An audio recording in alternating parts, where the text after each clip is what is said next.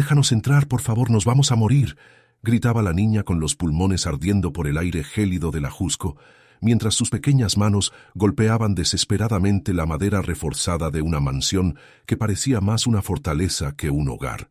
Sus ropas estaban empapadas, el barro se le pegaba a las rodillas, y en sus brazos, un bulto envuelto en un rebozo sucio permanecía inquietantemente inmóvil bajo la lluvia torrencial. Aquella voz, aguda y cargada de un pánico que solo un niño puede sentir cuando ha llegado al límite de sus fuerzas, cortaba el estruendo de los truenos que sacudían la montaña. No era solo un ruego, era el último aliento de alguien que ya no tiene a dónde ir. Antes de que descubras qué secreto esconden estos niños y por qué este encuentro cambiará una dinastía entera, te pido que te quedes hasta el final de esta historia. Es un relato sobre el perdón, la traición y las segundas oportunidades que te aseguro que no olvidarás. Por favor, suscríbete al canal para apoyar nuestro trabajo y al terminar, déjanos un comentario con una nota del 0 al 10 sobre lo que sentiste. Tu apoyo es lo que nos permite seguir contando estas historias humanas que nos conectan a todos. En las afueras de la Ciudad de México, donde el asfalto se rinde ante la imponente altura de los pinos y la neblina se traga los senderos, se levantaba la mansión de don Rodrigo Valderrama. Era una construcción de piedra volcánica, sólida y oscura, rodeada de muros infranqueables y protegida por cámaras de seguridad que vigilaban cada rincón del bosque circundante. Para el mundo exterior, Rodrigo era el rey del acero, un magnate que había levantado un imperio industrial con una mano de hierro y un corazón que, según decían sus competidores, había sido forjado en sus propios hornos. A sus 70 años, Rodrigo poseía todo lo que el dinero podía comprar: arte, caballos, propiedades y una influencia que llegaba hasta las esferas más altas de la política. Sin embargo, dentro de esos muros, el hombre no era más que un fantasma que habitaba su propia tumba. La mansión, a pesar de su lujo excesivo, carecía de lo más elemental: calidez. Las habitaciones estaban llenas de muebles de maderas preciosas y alfombras tejidas a mano, pero el silencio que reinaba en los pasillos era tan denso que se podía sentir en los oídos. Rodrigo caminaba por esos espacios vacíos con una copa de whisky en la mano, evitando mirar las fotografías que aún colgaban de las paredes. Fotos de una vida que parecía pertenecer a otra persona. En ellas aparecía una mujer sonriente, su difunta esposa, y una niña de cabellos oscuros y ojos brillantes que alguna vez fue la luz de sus ojos. Esa niña era Elena, su única hija, a quien no había visto en 15 años. El orgullo de Rodrigo había sido su mayor éxito y su más terrible fracaso. 15 años atrás, Elena le había confesado que estaba enamorada de un humilde profesor de música, un hombre sin fortuna ni linaje.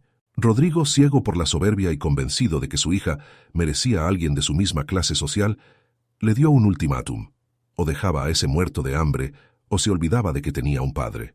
Elena, con la misma determinación inquebrantable que había heredado de él, eligió el amor sobre el dinero.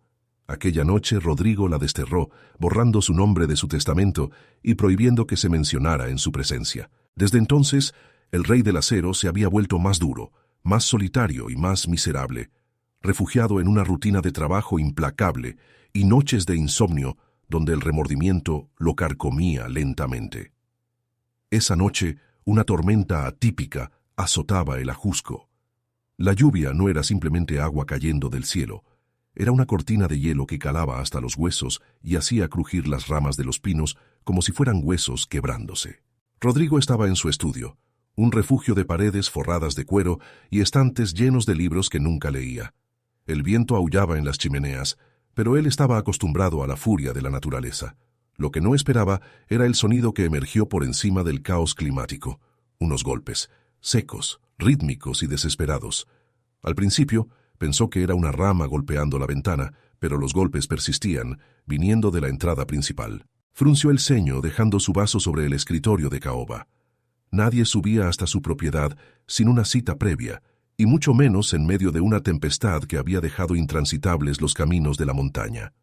Con un suspiro de fastidio, se acercó al monitor de seguridad que mostraba la entrada. Lo que vio le heló la sangre más que el viento del exterior. En la pantalla, distorsionada por la lluvia y la mala visibilidad, se veía una figura pequeña. Era una niña. No podía tener más de 8 años. Estaba de pie frente a la pesada puerta de madera tallada, empapada de pies a cabeza, con la ropa rota y sucia de lodo. Lo más impactante no era su estado físico, sino lo que cargaba con una protección feroz. Un bulto envuelto en un rebozo desgarrado que intentaba cubrir con su propio cuerpo para protegerlo de la lluvia. La niña no dejaba de gritar, aunque el sonido apenas llegaba a través de los micrófonos externos. «Déjanos entrar, por favor», repetía una y otra vez, con una voz que se quebraba por el frío y el agotamiento. Normalmente, Rodrigo habría llamado a la seguridad privada para que se encargara de cualquier intruso, pero algo en la mirada de esa pequeña lo detuvo. Había una fiereza en sus ojos, una mezcla de desamparo y valentía que le resultaba inquietantemente familiar. Era la mirada de alguien que está dispuesto a morir para salvar a otro. Sin pensarlo dos veces, movido por un impulso que no había sentido en décadas, Rodrigo se dirigió hacia el vestíbulo.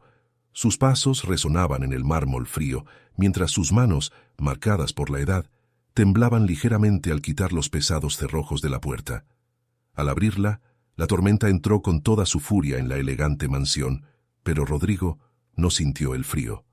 La niña estaba allí, a sus pies, temblando violentamente. Sus labios estaban morados y su piel tenía una palidez cadavérica.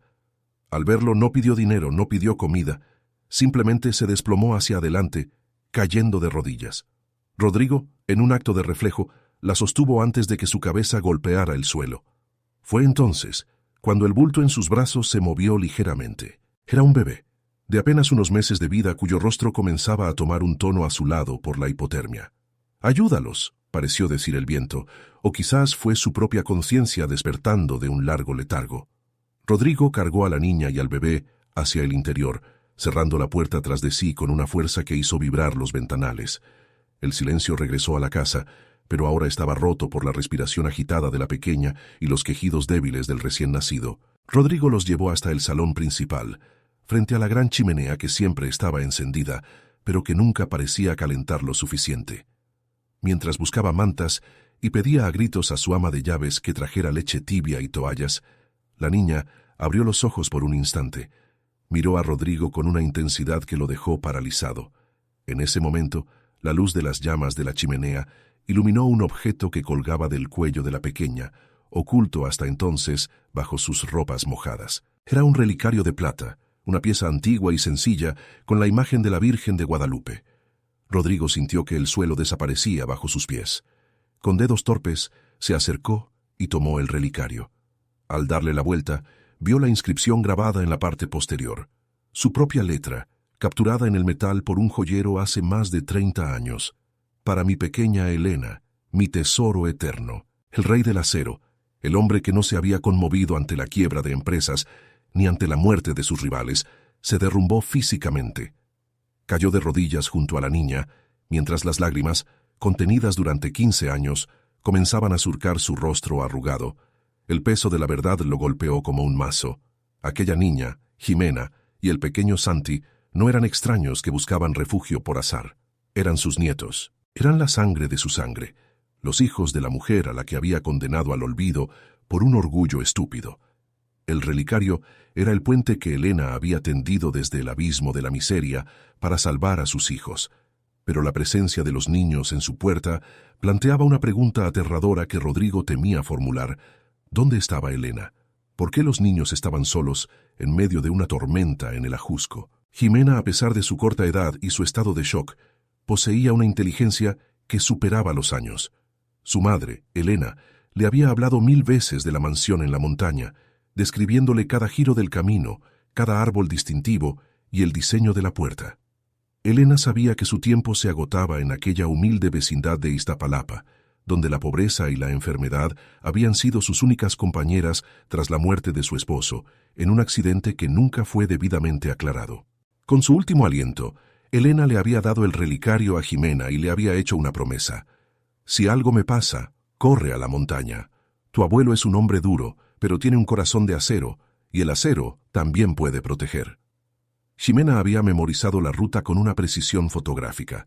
Había caminado kilómetros, cargando a su hermano, pidiendo aventones en camiones de carga y ocultándose de sombras que la seguían desde la ciudad. Pero Jimena no solo traía consigo a su hermano y un relicario.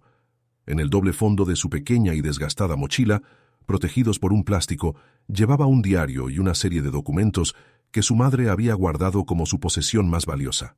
Papeles que contaban una historia muy distinta a la que Rodrigo creía conocer. Durante años, Rodrigo había vivido bajo la mentira de que Elena lo odiaba, de que ella se negaba a recibir su ayuda y que incluso se burlaba de su soledad. Estas noticias le llegaban a través del licenciado Mondragón, su mano derecha, y el hombre encargado de gestionar sus finanzas y asuntos personales.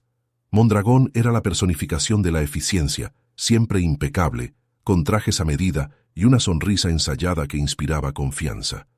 Sin embargo, detrás de esa fachada de lealtad se escondía un depredador que había estado desviando millones de la fortuna Valderrama hacia cuentas secretas en el extranjero. Mondragón sabía que, si Rodrigo y Elena se reconciliaban, su esquema de fraude se derrumbaría. Por eso, se encargó de interceptar cada carta que Elena envió a su padre pidiendo perdón, y cada intento de Rodrigo por localizarla discretamente fue saboteado con informes falsos que la situaban en el extranjero, o llevando una vida de excesos que indignaba al anciano. Pero Mondragón fue más allá. Se aseguró de que ninguna puerta de empleo se abriera para Elena o su esposo, condenándolos a una miseria lenta y cruel. Él fue quien orquestó el desahucio de la pequeña familia de su departamento meses atrás, dejándolos literalmente en la calle bajo la lluvia, lo que finalmente debilitó la salud de Elena hasta que una neumonía se la llevó hace apenas una semana. Mientras Rodrigo sostenía a su nieta contra su pecho, tratando de transmitirle el calor que su propia alma había perdido, no sabía que el peligro no había terminado. Mondragón ya sabía que los niños habían escapado de la vecindad. Sus informantes le habían advertido que la niña pequeña tenía el diario de Elena, un documento que contenía pruebas de las firmas falsificadas y las transferencias ilegales que el abogado había realizado usando el nombre de los Valderrama. Para Mondragón, esos niños no eran seres humanos, eran cabos sueltos que debían ser eliminados antes de que Rodrigo pudiera escucharlos. El silencio de la mansión se vio interrumpido por el sonido de los teléfonos en el estudio. Mondragón llamaba, probablemente para dar su informe diario o para preocuparse por la tormenta. Rodrigo miró el aparato con una desconfianza que nunca antes había sentido. Miró el piano de cola que presidía el salón, un instrumento que Elena solía tocar y que había permanecido mudo durante 15 años, cubierto por una sábana blanca como un cadáver. De repente, el lujo de la casa le pareció obsceno, una burla ante el sufrimiento que sus nietos habían pasado para llegar hasta allí. Jimena se movió en sus brazos y murmuró algo que hizo que el corazón de Rodrigo se detuviera de nuevo. Mamá dijo que nos ibas a querer, que solo estabas herido. El anciano cerró los ojos, sintiendo el peso de cada decisión errónea que había tomado en su vida. Había construido un imperio de acero, pero había dejado que su propia familia se desintegrara como el óxido. La noche apenas comenzaba, y aunque el fuego ardía en la chimenea, una sombra mucho más oscura que la tormenta se cernía sobre la mansión. Rodrigo Valderrama, el hombre que creía tenerlo todo controlado, estaba a punto de descubrir que su mayor batalla no sería en una sala de juntas, sino en los pasillos de su propia casa y en las calles que tanto había despreciado. El rey del acero tendría que decidir si seguía siendo un monumento a la soberbia o si se convertía en el escudo que sus nietos necesitaban para sobrevivir a la traición que acechaba desde las sombras. El calor de la chimenea luchaba contra la humedad que emanaba de la ropa de los niños, pero en el interior de Rodrigo el frío solo parecía intensificarse. Mientras envolvía a Jimena en una manta de lana de alpaca, el hombre que una vez fue apodado el Rey del Acero sentía que su imperio se desmoronaba ante la fragilidad de esas dos vidas que ahora dependían de él. El bebé Santi había dejado de llorar, pero su respiración era un silbido débil que llenaba el inmenso salón con una urgencia aterradora. Rodrigo, acostumbrado a dar órdenes que movían millones de pesos y miles de empleados, se encontró de pronto sin saber qué hacer ante un pequeño cuerpo que tiritaba de fiebre. Pero eso era solo el comienzo de una noche que se negaba a dar tregua. El ama de llaves, una mujer mayor que había servido a los Valderrama durante décadas y que recordaba a Elena con un cariño maternal, entró corriendo al salón con toallas calientes y un cuenco de caldo. Al ver a los niños, dejó escapar un grito ahogado y se santiguó. No necesitaba explicaciones. El parecido de la niña con Elena a esa misma edad era tan evidente que el aire en la habitación pareció espesarse con el peso de los recuerdos. «Es ella, don Rodrigo. Es la niña de nuestra Elenita», murmuró la mujer con lágrimas en los ojos. Rodrigo no respondió. Su mirada estaba fija en el monitor de seguridad que parpadeaba en la esquina del salón. Una luz de faros barrió la entrada principal a través de las cámaras. Un vehículo negro, blindado, se detenía frente a los grandes portones de hierro. Rodrigo sintió una punzada de pánico, un sentimiento que no había experimentado en años de negociaciones agresivas. Sabía perfectamente quién era. El licenciado Mondragón no solía hacer visitas nocturnas a la Jusco, a menos que hubiera algo urgente que reportar o algo peligroso que ocultar. El hombre que había sido su sombra durante 15 años, el ejecutor de sus decisiones más implacables, estaba allí, y Rodrigo supo de inmediato que su presencia no era una coincidencia. Mondragón no había llegado solo para preguntar por el estado de salud de su jefe. El villano, con su elegancia fría y sus movimientos calculados, representaba todo lo que Rodrigo había permitido que creciera en su propia casa: la ambición desmedida y la falta de escrúpulos. Pero lo que Rodrigo aún no comprendía del todo era que su propia seguridad estaba en juego. Mondragón tenía las llaves de la mansión, los códigos de las alarmas y, lo que era más grave, el control de la mayoría de los sistemas de comunicación de la propiedad. La mansión, que siempre fue su fortaleza, se estaba convirtiendo en una jaula de cristal. Rodrigo ordenó al ama de llaves que llevara a los niños a la habitación de invitados más alejada del salón principal, cruzando el pasillo de los espejos. «No hagan ruido, por lo que más quieran», susurró con una voz que ya no sonaba a mando, sino a súplica. Mientras veía alejarse a Jimena, que caminaba con paso tambaleante, pero sin soltar su pequeña mochila, Rodrigo sintió una profunda punzada de culpa. Aquella niña había cruzado la ciudad, se había enfrentado a la tormenta y a la muerte para llegar a él, y ahora él tenía miedo de recibir a su propio empleado. El timbre resonó en la casa como un disparo. Rodrigo se enderezó, ajustó su bata de seda y trató de recuperar la máscara de hierro que lo había hecho famoso. Caminó hacia la puerta, sintiendo el peso de los años en cada paso. Al abrir, Mondragón estaba allí, con un paraguas impecable y una sonrisa que no llegaba a sus ojos claros.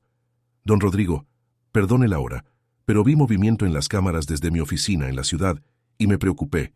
Sabe que la zona es peligrosa con este clima», dijo el abogado. Su voz era como seda que oculta un cable de acero. Mondragón entró sin esperar invitación, sacudiendo su abrigo caro con una naturalidad que antes Rodrigo hubiera considerado eficiencia, pero que ahora le resultaba invasiva. Sus ojos recorrieron el vestíbulo, deteniéndose en las gotas de lodo que aún manchaban el mármol. Rodrigo vio cómo el abogado seguía el rastro de agua hacia el salón principal. «Parece que tuvo visitas, señor. ¿Algún problema con la seguridad?», preguntó Mondragón, y en su tono había una nota de amenaza velada que hizo que a Rodrigo se le erizara la piel. «Solo unos perros del bosque, Mondragón. Ya sabes que la lluvia los vuelve locos», mintió Rodrigo, sintiendo que la lengua se le pegaba al paladar. Era la primera vez que le mentía a su hombre de confianza, y la sensación era amarga. Mondragón se acercó a la chimenea y vio el relicario de plata que Rodrigo había dejado sobre la mesa lateral. El abogado se quedó inmóvil por un segundo, un tiempo imperceptible para cualquiera, pero que para Rodrigo fue una confirmación. Mondragón conocía ese objeto, sabía exactamente qué significaba. Mientras tanto, en la habitación de arriba, Jimena no dormía. A pesar del cansancio que le pesaba en los párpados, su mente trabajaba a una velocidad prodigiosa. Ella recordaba cada palabra que su madre le había dicho antes de cerrar los ojos para siempre. Recordaba los nombres de los hombres que habían ido a su pequeña vecindad a amenazarlos, hombres que usaban trajes como el del señor que acababa de llegar. Con su memoria fotográfica, Jimena visualizó los documentos que había visto en la mochila de su madre, hojas con el logotipo de la empresa de su abuelo, pero con firmas que su madre decía que eran mentiras de papel. Jimena abrazó a su hermano Santi, que ahora dormía bajo el efecto de un remedio casero que el ama de llaves le había dado. La niña sabía que no estaban a salvo. Sacó de su mochila el diario de Elena, un pequeño cuaderno de pastas desgastadas donde su madre había anotado cada una de las injusticias sufridas. Pero lo que Jimena buscaba no eran solo palabras. Entre las páginas había una foto vieja de Rodrigo con Elena cuando era bebé. En el reverso Elena había escrito: «La verdad está en el piano». Jimena frunció el ceño. Recordaba haber visto un gran piano negro en el salón de abajo. Abajo, la tensión entre los dos hombres era casi palpable. Mondragón no se iba. Comenzó a hablar de la asamblea de accionistas que se celebraría en unos días, presionando a Rodrigo para que firmara unos poderes legales que le darían al abogado el control total de las votaciones. «Don Rodrigo, Su salud es lo primero. Deje que yo me encargue de los detalles técnicos. Usted necesita descansar, se ve cansado, viejo, dijo Mondragón con una familiaridad que rayaba en el insulto. Rodrigo miró al hombre frente a él y vio por primera vez el monstruo que él mismo había alimentado. Fue en ese momento cuando un sonido rompió el duelo de miradas. Un llanto de bebé, agudo y persistente, bajó por las escaleras de la mansión. El rostro de Mondragón se transformó. La máscara de cortesía cayó, revelando una expresión de odio puro. Así que es cierto, los mocosos llegaron hasta aquí, siseó el abogado, dando un paso hacia la escalera. Rodrigo, movido por un instinto que creía muerto, se interpuso en su camino. Atrévete a dar un paso más, Mondragón, y te aseguro que este será el último lugar que veas en libertad, rugió el anciano, su voz recuperando la fuerza que lo hizo el rey del acero. Pero Mondragón no se inmutó. Soltó una carcajada seca y sacó su teléfono móvil. Don Rodrigo, por favor, usted ya no tiene el control. He pasado 15 años asegurándome de que cada centavo de su fortuna pase por mis manos. He comprado a sus guardias, a sus contadores y a la mitad de la policía de esta zona. Si esos niños están aquí es un problema legal. Son menores en situación de abandono, y yo ya he dado aviso a las autoridades. A mis autoridades. Dirán que usted los retiene contra su voluntad, que ha perdido la razón. Rodrigo sintió que el mundo giraba. La traición era absoluta. Aquel hombre no solo había destruido a su hija, sino que ahora venía por lo último que le quedaba de ella. El anciano se dio cuenta de que su fortuna, su mansión y su nombre no significaban nada si no podía proteger a esos pequeños. Pero antes de que Mondragón pudiera decir nada más, Jimena apareció en lo alto de la escalera. No tenía miedo. En su mano derecha sostenía un papel amarillento, y en la izquierda el diario de su madre. «Usted fue a ver a mi mamá», dijo Jimena con una voz clara que resonó en el vestíbulo. Fue el martes 14 de mayo, a las 3 de la tarde. Llevaba una corbata azul y olía a perfume caro. Le dijo que si no firmaba el papel para renunciar a su apellido, nunca encontraría trabajo. Le dijo que mi abuelo la odiaba y que él quería que nos muriéramos de hambre. El silencio que siguió a las palabras de la niña fue absoluto. Mondragón palideció. No esperaba que una niña de 8 años tuviera una memoria tan precisa, capaz de citar fechas y detalles que podían hundirlo en un juicio. Rodrigo miró a su nieta y luego al abogado. La venda se había caído por completo. «Mondragón, fuera de mi casa», dijo Rodrigo, pero esta vez con una calma gélida que era mucho más peligrosa que su grito anterior. El abogado, al verse descubierto, recuperó su compostura arrogante. «Esto no termina aquí, viejo. Mañana por la mañana, los servicios sociales vendrán por ellos, y tú estarás en una clínica de reposo antes de que acabe el día. Disfruta tu última noche como el rey del acero, porque el trono ya es mío». Mondragón salió de la mansión, dejando la puerta abierta de par en par, permitiendo que el viento y la lluvia volvieran a invadir el hogar. Rodrigo corrió hacia Jimena y la abrazó con una fuerza desesperada. «Perdóname, mijita. Perdóname por no haberte buscado, por haber creído en las serpientes en lugar de en mi propia sangre», sollozaba el hombre, hundiendo su rostro en el hombro de la pequeña. Jimena no lloraba, simplemente le entregó el papel que tenía en la mano. Era una carta interceptada, una de las docenas de cartas que Elena había escrito a su padre a lo largo de los años y que Mondragón había guardado para usar como chantaje si alguna vez era necesario. En ella, Elena no pedía dinero. Solo pedía que su padre conociera a sus nietos, que les diera la oportunidad de crecer con una familia. Al final de la carta había una frase que rompió lo poco que quedaba del corazón de Rodrigo. «Papá, aunque tú me hayas olvidado, yo te sigo tocando en el piano todas las noches». El rey del acero se levantó. Su cuerpo ya no se sentía cansado, sino cargado de una adrenalina que solo nace de la necesidad de justicia. Sabía que Mondragón no mentía sobre su poder. Al amanecer, la mansión sería invadida por hombres comprados. Tenía pocas horas para actuar. Miró el piano de cola, el símbolo de todo lo que había perdido. «La verdad está en el piano», había dicho Elena. Rodrigo se acercó al instrumento y con manos temblorosas levantó la tapa de las cuerdas. Allí, oculto en un compartimento que él mismo había mandado construir años atrás para guardar sus documentos más secretos y que solo Elena conocía, encontró una grabadora digital y un fajo de documentos notariales. Elena, previendo que algo podría pasarle, se había infiltrado en la mansión meses atrás. aprovechando una de las ausencias de su padre para dejar las pruebas finales de la traición de Mondragón. Ella sabía que, tarde o temprano, su padre abriría ese piano por nostalgia, pero el tiempo se les acababa. A lo lejos, Rodrigo escuchó el sonido de las sirenas que comenzaban a subir por la ladera del Ajusco. Mondragón se había movido más rápido de lo esperado.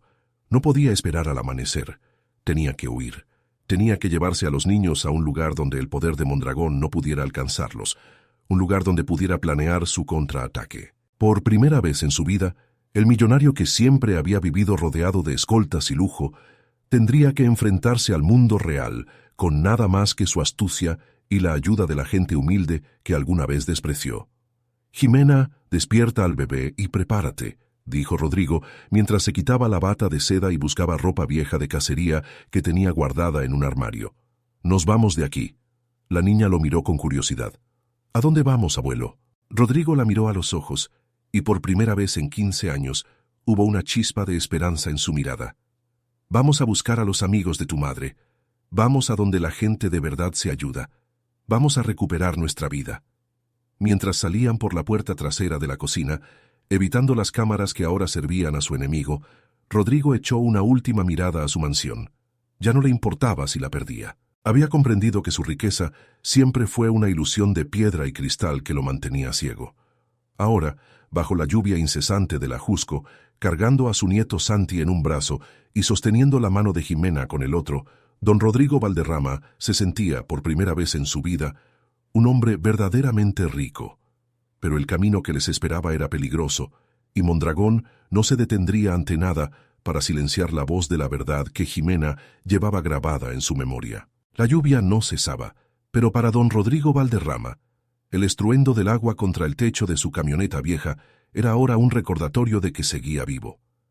Habían logrado salir de la mansión por un camino de terracería que los jardineros usaban para sacar la maleza, un sendero que Mondragón, en su arrogancia, seguramente había pasado por alto.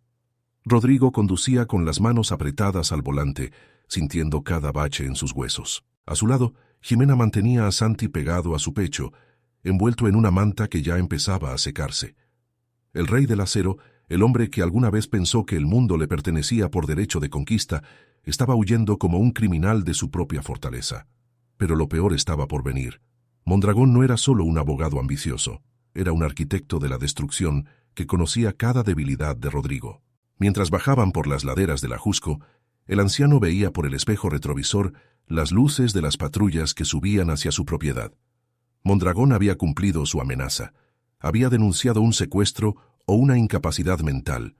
Rodrigo sabía que, si lo detenían ahora, los niños terminarían en un albergue estatal, perdidos en la burocracia que el propio Mondragón controlaba, y él acabaría sedado en alguna clínica de lujo donde nadie escucharía sus gritos.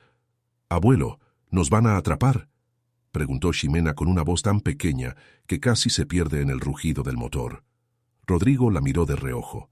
Sus ojos, antes cargados de una autoridad gélida, ahora reflejaban una vulnerabilidad que lo humanizaba.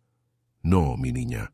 Mientras yo respire, nadie volverá a tocarles un pelo», respondió, y por primera vez en su vida, no era una promesa basada en su cuenta bancaria, sino en su voluntad de acero.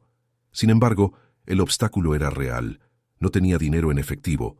Sus tarjetas seguramente ya estaban bloqueadas por sospecha de fraude, y su rostro era demasiado conocido en las zonas exclusivas de la ciudad. Fue entonces cuando Rodrigo tomó una decisión que el hombre de hace una semana habría considerado una locura. En lugar de buscar refugio en un hotel o en la casa de algún socio, se dirigió hacia el corazón de la ciudad, hacia los barrios que siempre había evitado, aquellos que veía desde la ventana de su oficina como simples manchas de color en el mapa. Se dirigió hacia la vecindad donde Elena había pasado sus últimos días. Si quería derrotar a Mondragón, tenía que entender el mundo donde su hija había luchado y muerto. Tenía que aprender a vivir sin el escudo de su fortuna. Al llegar a la zona de Iztapalapa, el contraste fue un golpe directo al estómago. Las calles estaban llenas de baches, los cables de luz colgaban como telarañas y el olor a humedad y asfalto mojado era penetrante. Rodrigo estacionó la camioneta en un callejón oscuro y bajó con los niños. Al caminar por esas calles, el millonario se sentía como un astronauta en un planeta hostil. La gente lo miraba con desconfianza. Su porte, incluso con ropa vieja, gritaba que no pertenecía ahí. Pero Jimena, en cambio, pareció recuperar una seguridad asombrosa. Ella conocía cada rincón, cada sombra. «Es por aquí, abuelo», dijo la niña, guiándolo hacia una pequeña fonda que aún tenía las luces encendidas. El lugar era humilde, con mesas de formica y el aroma a frijoles de la olla flotando en el aire. Rodrigo sintió un nudo en la garganta. ¿Aquí era donde Elena venía a comer? Este era el lujo que él le había negado. Entraron en el local y el silencio se hizo presente. Los pocos comensales, trabajadores nocturnos con rostros cansados, se detuvieron a mirar al anciano y a los dos niños empapados. Una mujer de brazos fuertes y delantal manchado se acercó a ellos. Al ver a Jimena, sus ojos se abrieron de par en par. «Jimenita, válgame Dios, niña, pensamos que te había pasado algo», exclamó la mujer, abrazando a la pequeña con una calidez que Rodrigo nunca había visto en las cenas de gala de la alta sociedad. «Doña Lupe, este es mi abuelo», dijo la niña con orgullo. La mujer miró a Rodrigo de arriba abajo, reconociendo quizás algo en sus facciones, pero sin mostrarse intimidada. «Pase, señor, siéntese. Aquí no hacemos preguntas si hay hambre y frío de por medio». Rodrigo se sentó en una silla desvencijada, sintiendo el peso de su propia soberbia. Doña Lupe le sirvió platos de frijoles con tortillas calientes y un café de olla que desprendía un aroma a canela y piloncillo. Mientras comía, Rodrigo observó a la gente a su alrededor. Nadie aquí sabía quién era el rey del acero. Para ellos, solo era un abuelo tratando de proteger a sus nietos. Y fue en ese momento, masticando una tortilla humilde, cuando Rodrigo entendió la gran mentira de su vida. Su riqueza siempre había sido una ilusión que lo aislaba de la realidad, una armadura que, en lugar de protegerlo, lo había asfixiado. «Mi Elenita siempre hablaba de usted», dijo doña Lupe, sentándose por un momento a su lado. Decía que su padre era un hombre que se había olvidado de reír porque solo sabía contar monedas, pero nunca lo odió, ¿sabe? El día que la echaron a la calle, ella solo lloraba por los niños, no por el dinero. «Ese abogado maldito, ese tal Mondragón, vino aquí personalmente a burlarse de ella. Le dijo que usted había dado la orden de que nadie la ayudara». Rodrigo apretó los puños bajo la mesa hasta que los nudillos le quedaron blancos. La crueldad de Mondragón no tenía límites. Había usado su nombre para torturar a su propia hija. La profundidad emocional de ese momento superó cualquier cosa que Rodrigo hubiera imaginado. En su monólogo interno, se maldecía por cada minuto perdido, por cada carta que no leyó, por cada orgullo que no tragó. Se dio cuenta de que Elena había sido mucho más rica que él. Ella tenía el amor de gente como doña Lupe, tenía la lealtad de una comunidad que, aunque no tenía nada, estaba dispuesta a compartir su última tortilla. Él, en cambio, solo tenía una mansión vacía y un empleado que quería verlo muerto. «Fue un estúpido», murmuró Rodrigo, y una lágrima solitaria cayó en su plato de frijoles. Pero el respiro duró poco. El giro de los acontecimientos ocurrió cuando un joven entró corriendo a la fonda, jadeando. «Doña Lupe, hay camionetas negras dando vueltas por la calle principal. Dicen que buscan a un viejo y a unos niños. Andan ofreciendo dinero por información». Rodrigo se puso de pie de inmediato. Mondragón los había rastreado. El abogado sabía que el único lugar donde Rodrigo podría esconderse era el lugar que más odiaba. La tecnología de rastreo de los teléfonos o quizás un informante pagado en el camino le habían dado la pista. «Tienen que irse por atrás, por el patio de las vecindades», dijo doña Lupe, su rostro transformándose en una máscara de determinación. «Aquí nadie entrega a los suyos, y Jimenita es nuestra. Venga, señor, muévase». Rodrigo, el hombre que siempre había esperado que otros le abrieran la puerta, se encontró siguiendo a una cocinera por pasillos estrechos y patios llenos de ropa tendida. La solidaridad de la gente del barrio se activó como un mecanismo de relojería. Vecinos que no lo conocían empezaron a apagar luces, a mover macetas para bloquear el paso y a señalar rutas de escape que no aparecían en ningún GPS. Mientras corría por los techos de las vecindades, cargando a Santi y sosteniendo la mano de Jimena, Rodrigo sintió una epifanía. Estaba aprendiendo lo que significaba la verdadera justicia. No era algo que se encontraba en los tribunales que Mondragón había comprado. Era algo que se construía en la resistencia de los oprimidos. Pero el peligro se agravó cuando llegaron al final de la manzana. Un coche de policía, con las sirenas apagadas, bloqueaba la salida. Mondragón no solo tenía dinero, tenía el control de la ley local. «¡Abuelo, por allá!», gritó Jimena, señalando una alcantarilla que daba a un canal de desagüe pluvial. Rodrigo dudó solo un segundo. Él, el hombre que vestía trajes de seda italiana, tendría que descender a las entrañas de la ciudad para sobrevivir. Sin pensarlo, bajó primero, recibiendo a los niños en la oscuridad húmeda y maloliente del túnel. El eco de los pasos de los hombres de Mondragón resonaba arriba, sobre las rejillas de metal. Rodrigo podía escuchar sus voces, cargadas de una arrogancia que él reconoció como propia. «Busquen bien. El viejo no puede haber llegado lejos con esos mocosos», decía una voz que Rodrigo identificó como uno de los guardaespaldas personales de Mondragón.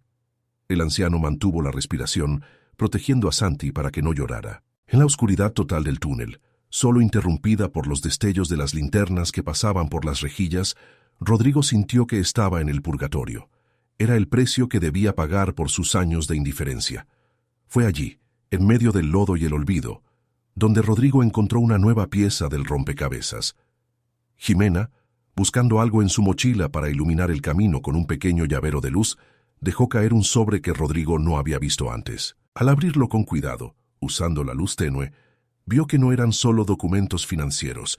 Eran grabaciones de seguridad que Elena había logrado rescatar de la propia oficina de Mondragón meses atrás, cuando ella, desesperada, intentó entrar a la empresa para hablar con su padre. En esas grabaciones, se escuchaba a Mondragón hablando con un socio desconocido sobre la eliminación final de los Valderrama. No solo quería la fortuna, quería borrar el linaje para que no quedara rastro de sus crímenes. Rodrigo comprendió que Mondragón no se detendría con su muerte. Jimena y Santi eran los verdaderos objetivos, porque eran los únicos herederos legales que podrían reclamar el imperio en el futuro. La rabia de Rodrigo se transformó en una claridad fría y cortante. Ya no estaba huyendo solo para salvar su piel. Estaba en una misión de guerra para proteger el futuro de su familia. «Jimena, escucha bien», susurró Rodrigo, su voz resonando en el túnel con una autoridad renovada. «Mañana es la asamblea anual de accionistas. Mondragón cree que yo estaré muerto o escondido en un hoyo como este. Cree que el mundo es suyo porque tiene el dinero. Pero se olvidó de algo. El acero se forja en el fuego, y yo he pasado toda mi vida entre las llamas. Vamos a salir de aquí, y vamos a entrar en esa asamblea. No como el rey del acero, sino como el hombre que tu madre siempre quiso que fuera». Pero salir de los túneles era solo la mitad de la batalla. Mondragón había puesto precio a su cabeza y la ciudad entera parecía haberse convertido en un campo de minas. Rodrigo sabía que necesitaba un aliado, alguien que Mondragón no hubiera podido comprar. Y solo había una persona en todo México que odiaba a Mondragón tanto como él, un antiguo socio al que Rodrigo había traicionado años atrás, siguiendo los consejos del propio Mondragón. La ironía era dolorosa, pero era su única oportunidad. A medida que avanzaban por el túnel, buscando una salida hacia una zona menos vigilada, Rodrigo sentía que su cuerpo le gritaba que se detuviera. Pero cada vez que miraba el relicario en el cuello de Jimena, sentía una inyección de energía que desafiaba su edad. El hombre que entró en esa mansión esa noche había muerto. El que caminaba ahora por las cloacas de la ciudad era alguien que finalmente entendía que la verdadera herencia no se cuenta en monedas, sino en la capacidad de mirar a los ojos a un niño y decirle: «Estás a salvo». Sin embargo, el tiempo se agotaba y la asamblea de accionistas comenzaría en apenas unas horas. ¿Podría un anciano y una niña derrotar a un imperio de corrupción antes de que el sol terminara de salir sobre el Valle de México? El destino de los Valderrama pendía de un hilo, y Mondragón ya estaba preparando su discurso de victoria. Pero lo que el villano no sabía era que el rey del acero nunca había sido tan peligroso como ahora, que no tenía nada que perder. El sol comenzó a asomarse sobre los picos del Ajusco, pero su luz no traía la paz habitual. Traía el eco de una sentencia que estaba a punto de ejecutarse. Rodrigo, Jimena y el pequeño Santi habían logrado salir de los túneles pluviales en una zona industrial de la ciudad, cubiertos de lodo y cansancio, pero con una llama en los ojos que ninguna tormenta había podido apagar. El tiempo se agotaba. En menos de 3 horas, en el piso 40 de la Torre Valderrama, el Consejo de Administración se reuniría para ungir a Mondragón como el nuevo monarca absoluto del acero. Rodrigo sabía que entrar solo sería un suicidio. Necesitaba un aliado, a alguien que conociera las entrañas del sistema tanto como él. Se dirigieron a una modesta casa en la colonia San Rafael, el hogar de Ricardo, el antiguo socio al que Rodrigo había arruinado años atrás bajo las mentiras de Mondragón. Cuando Ricardo abrió la puerta y vio al magnate impecable convertido en un abuelo harapiento, cargando a un bebé, el odio inicial se transformó en una estupefacción profunda. Rodrigo no pidió perdón con palabras vacías. Le entregó el diario de Elena y las grabaciones del piano. Mondragón no solo me robó a mí, Ricardo, nos robó a todos, pero sobre todo le robó la vida a mi hija. Ayúdame a que estos niños no sean los siguientes, suplicó Rodrigo. Ricardo, viendo la sinceridad en los ojos del hombre que una vez fue su enemigo, asintió en silencio. El contraataque había comenzado. Mientras tanto, en la Torre Valderrama, el ambiente era de celebración anticipada. Mondragón, luciendo un traje de seda gris que costaba más de lo que Elena ganaba en un año, caminaba por los pasillos de mármol con la arrogancia de quien se cree un dios. Había dado órdenes estrictas a la seguridad. Rodrigo Valderrama estaba bajo un brote psicótico y era peligroso. Si aparecía, debía ser detenido de inmediato y entregado a la policía que él ya tenía en nómina. Mondragón miraba su reloj, contando los minutos para el triunfo final. No sabía que el acero que él creía haber dominado estaba a punto de doblarse bajo el peso de una verdad que no se puede comprar. El clímax comenzó cuando las puertas de la sala de juntas se abrieron de par en par. Los accionistas, los hombres más poderosos del país, guardaron un silencio sepulcral. Mondragón, que estaba a mitad de su discurso de aceptación, se quedó petrificado. Rodrigo entró, pero no era el hombre que todos esperaban. No vestía sus trajes caros ni llevaba su reloj de oro. Vestía la ropa sencilla de un abuelo, con las manos curtidas por el frío de la noche y el corazón expuesto. A su lado Ricardo sostenía a Santi, y de la mano de Rodrigo caminaba Jimena, con su pequeña mochila y el relicario de plata brillando sobre su pecho. «Señores, lamento la interrupción», dijo Rodrigo, y su voz, aunque cansada, tenía una autoridad que hizo vibrar las paredes de cristal. «Pero antes de que entreguen esta empresa a un criminal, deben escuchar a la única persona en esta sala que no sabe mentir».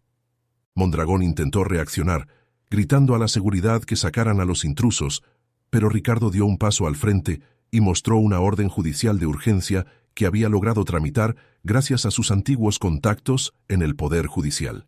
La seguridad vaciló. En ese momento de duda, Rodrigo levantó a Jimena y la colocó sobre la mesa de caoba frente a los rostros atónitos de los inversionistas. Jimena no lloró, no titubeó. Con su memoria fotográfica, comenzó a relatar cada encuentro que Mondragón había tenido con su madre. Citó fechas, horas exactas y palabras precisas que el abogado había usado para amenazar a Elena. Él le dijo a mi mamá que el abuelo quería que estuviéramos en la calle.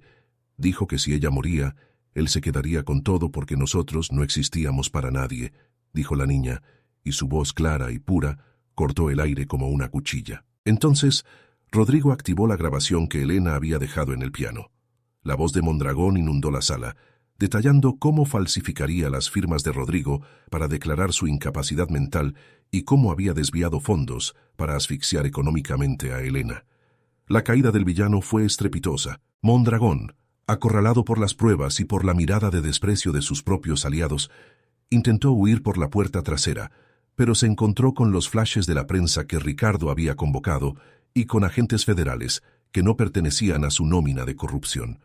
El hombre que se creía intocable fue esposado frente a las cámaras, su traje de seda arrugado y su rostro transformado en una máscara de terror. Mientras lo sacaban de la torre, Rodrigo no sintió triunfo, solo una profunda paz. Había recuperado su honor, pero lo más importante, había recuperado su alma.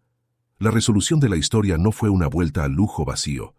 Rodrigo entendió que su mansión en el Ajusco, esa fortaleza de soledad, debía morir para que algo nuevo naciera. En los meses siguientes, la propiedad fue remodelada por completo. Los muros de piedra volcánica que antes separaban al millonario del mundo fueron derribados para dar paso a jardines abiertos. La mansión se convirtió en la Fundación Elena Valderrama, un centro integral para niños en situación de calle y una escuela de música dedicada a la memoria del hombre que Elena amó. Vimos a Rodrigo en una escena que nadie hubiera imaginado un año atrás. El rey del acero estaba sentado en el jardín, con Santi gateando sobre el césped ahora verde y lleno de flores. El hombre ya no vestía de etiqueta.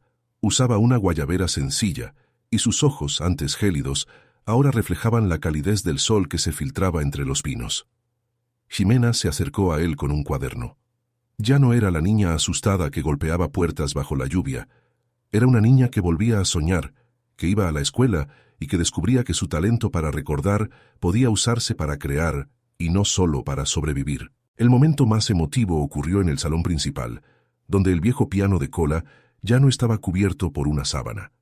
Rodrigo se sentó frente a las teclas blancas y negras. Sus dedos, que antes solo firmaban cheques y contratos, buscaron con torpeza pero con ternura las notas de la canción que Elena solía cantar.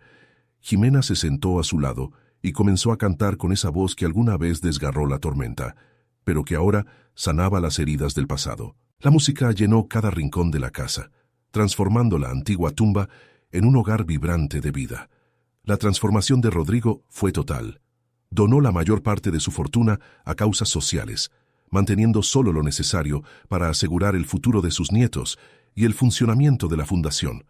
Aprendió que la verdadera herencia no se mide en lingotes de acero ni en acciones de bolsa, sino en los lazos que somos capaces de reconstruir cuando dejamos que el amor sea más fuerte que el orgullo. La justicia había tardado una vida entera, pero cuando llegó, tenía el rostro de dos niños que por fin podían dormir tranquilos, sabiendo que estaban en casa y que nunca más tendrían que gritar frente a una puerta cerrada.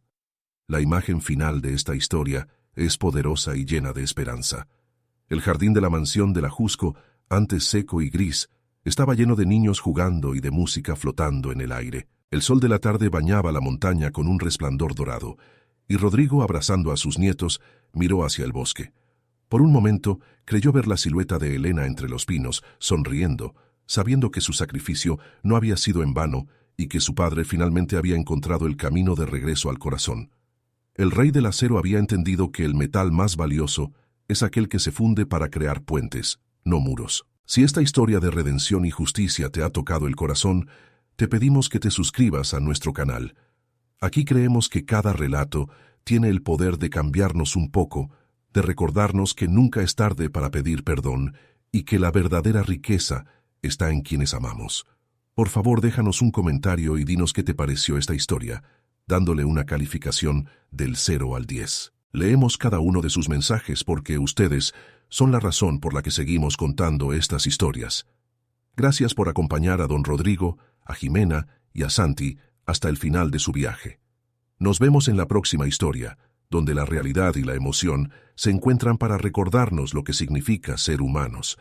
Esta historia nos enseña que el orgullo es una prisión de la que solo el amor puede liberarnos. La vida siempre nos da una segunda oportunidad, pero depende de nosotros tener la valentía de abrir la puerta, incluso cuando la tormenta es más fuerte.